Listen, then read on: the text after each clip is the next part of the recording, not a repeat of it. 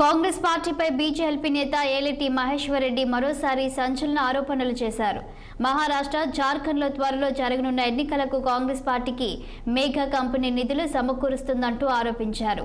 అటు తెలంగాణ రాష్ట్ర ఆర్థిక పరిస్థితి ప్రమాదంలో ఉందన్న ఆయన అధికారంలోకి వచ్చాక 62,000 కోట్ల అప్పులు తెచ్చారని తెలిపారు.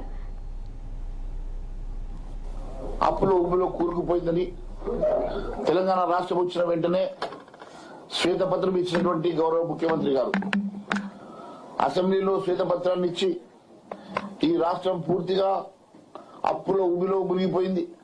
తెలంగాణ రాష్ట్రాన్ని గత ప్రభుత్వం 9.5 సంవత్సరాల పూర్తిగా అప్పులపాలు చేసేసి ఆర్థిక వ్యవస్థను చిన్న భిన్నం చేసిందని చెప్పేసి ఒక శ్వేతపత్రాన్ని విడుదల చేసిన సంగతిని గుర్తు చేస్తున్నా.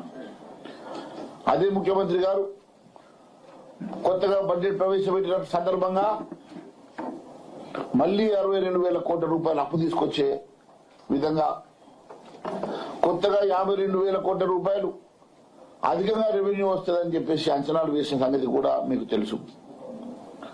అంటే కొత్తగా 62,000 కోట్ల అప్పుతో రాని 52,000 కోట్ల రూపాయలు రాని ఆదాయంతో ప్రవేశపెట్టినటువంటి బడ్జెట్ లో క్యాపిటల్ ఎక్స్పెండిచర్ కేవలం స్థానిక సంస్థల ఎమ్మెల్సీ ఉప ఎన్నికకు వైసీపీ